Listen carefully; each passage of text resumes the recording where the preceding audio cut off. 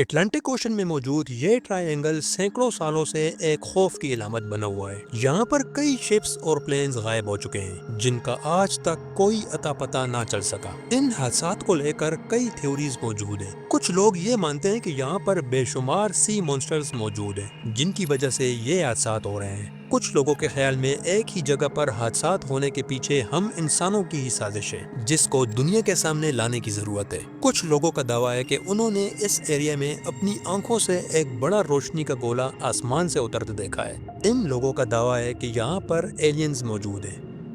یہ ایک بڑا ٹرائنگل ہے جو فلوریڈا، پورٹو ریکو اور برمودا کو ملاتا ہے، اس لیے اسے برمودا ٹرائنگل کا نام دیا گیا ہے۔ 1945 میں کچھ ایسا ہوا جس کے بعد اس جگہ کو دا ڈیولز ٹرائنگل بھی کہا جانے لگا۔ یہ وہ دن تھا جب یو ایس نیوی کے 5 بومبرز فلوریڈا کے ایئر اسٹیشن سے ٹیک آف کرتے ہیں۔ ان بومبرز کے پائلٹ کافی تجربہ کار ہیں اور انہیں بومبنگ کی پریکٹس کر کے واپس آنا ہے۔ یہ جہاز جیسے ہی برمودا ٹرائنگل میں داخل ہوئے، ان کے ساتھ کچھ عجیب ہونے لگتا ہے۔ Leading pilot lieutenant Charles Taylor کا کمپس اچانک کام کرنا بند کر دیتا ہے۔ چارلس ٹیلر اپنے آس پاس کا جائزہ لیتے ہیں لیکن انہیں کمپس کی خرابی کی کوئی وجہ سمجھ نہیں آتی۔ ابھی تھوڑی دیر ہی گزری تھی کہ ایک اور پائلٹ ریڈیو میں پیغام دیتا ہے کہ اس کے جہاز کا کمپس بھی ٹھیک سے کام نہیں کر رہا۔ اس سے پہلے کہ یہ لوگ کوئی فیصلہ لیتے، ایک پائلٹ اپنے جہاز کا رخ اچانک موڑ دیتا ہے۔ پائلٹ کو ایسا کرتے دیکھ کر اسے ریڈیو ٹاور سے میسج دیا جاتا ہے کہ وہ غلط سائٹ پر جا رہا ہے، اس کے پاس وقت بہت کم ہے، شام ہونے والی ہے اور اسے نارتھ کی طرف میامی پہنچنا ہے۔ اور پھر اس کے بعد وہ ہوتا ہے جو کسی نے سوچا نہیں تھا۔ اچانک ان 5 بومبرز کا ریڈیو ٹاور سے رابطہ کٹ جاتا ہے۔ اس کے بعد نہ تو بومبرز کا کوئی پتہ چلا اور نہ ہی ان پائلٹس کو دوبارہ کسی نے دیکھا۔ آج کے دن کوئی نہیں جانتا کہ اس دن ان کے ساتھ کیا ہوا تھا۔ یہ کوئی پہلا واقعہ نہیں ہے۔ 1945 سے پہلے اور بعد میں کئی شپس اور پلینز برمودا ٹرائنگل میں لاپتہ ہو چکے ہیں۔ زیادہ تر لاپتہ ہونے والے شپس کے ساتھ اچانک کچھ ایسا ہوا جس کے بعد انہیں سوچنے سمجھنے کا موقع تک نہیں ملا۔ ڈوبنے والے زیادہ تر جہازوں کا ریکج کبھی نہیں ملا۔ پال وین ایک دفعہ اپنے دوستوں کے ساتھ یاٹ میں سفر کر رہے تھے۔ جب یہ برمودا ٹرائنگل سے گزرنے لگے تو انہوں نے ایک بڑا آگ کا گولا دیکھا جو زمین کی طرف آ رہا تھا۔ یہ گولا جب غائب ہوا تو اچانک تیز طوفان آیا اور اس کی یاٹ میں کچھ عجیب سی ہلچل ہوئی۔ اس کے بعد کچھ دیر تک یاٹ کا انجن بھی ٹھیک سے کام نہیں کر پا رہا تھا۔ ایسا ہی کچھ واقعہ کیپٹن مائر کے ساتھ بھی ہوا۔ سفر کے دوران ان کی شپ نے سگنل بھیجا۔ ایسے سگنلز اس وقت ہی بھیجے جاتے ہیں جب شدید طوفان ہو اور بچنے کا چانس بہت ہی کم ہو۔ اس شپ کو ڈھونڈنے کی کوشش کی گئی لیکن اس کا بھی کوئی اتا پتہ نہ چلا اور نہ ہی شپ میں موجود 32 کرو ممبرز کا کبھی سراغ مل سکا۔ 2020 میں ایکسپرٹس کی ایک ٹیم نے برمودا ٹرائنگل پر ریسرچ کرنے کا فیصلہ کیا۔ انہیں ایک ایسے شپ ریکج پر ریسرچ کرنا تھا جو برمودا ٹرائنگل سے ملا تھا۔ یہ ایک بڑا شپ تھا جو فلوریڈا کے ساحل پر پڑا تھا۔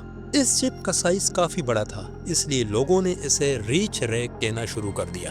اس ٹیم کو مائیکل بارنیٹ لیڈ کر رہے تھے جو اپنے کام میں کافی ایکسپرٹ تھے۔ انہوں نے سب سے پہلے شپ کی پیمائش کی اور اس کے پرزوں پر غور کیا۔ مائیکل نے ان تمام شپس کی معلومات اکٹھی کی جو حادثات کا شکار ہو چکے تھے۔ دراصل انہیں شک تھا کہ یہ کوٹو پیکسی شپ ہے جو 1925 میں برمودا ٹرائنگل میں کرو سمیت غائب ہو گیا تھا۔ باقی ریسرچرز کا خیال تھا کہ یہ ریکیج کوٹو پیکسی کا نہیں ہو سکتا لیکن مائیکل کو ان سب سے اختلاف تھا۔ وہ بضد تھے کہ یہ ریکیج کوٹو پیکسی شپ کا ہی ہے۔ کچھ دنوں بعد ڈائیورز کو شپ میں کچھ ایسا ملا جس سے مائیکل صحیح ثابت ہوا۔ یہ ریک کوٹو پیکسی شپ کا ہی تھا۔ غوطہ خوروں کو کچھ براس کے ٹکڑے ملے جن کے اوپر SV لکھا تھا۔ ان ٹکڑوں کو ریسرچ کے لیے بھیجا گیا جہاں یہ ثابت ہوا کہ یہ کوٹو پیکسی شپ کے ٹکڑے ہیں۔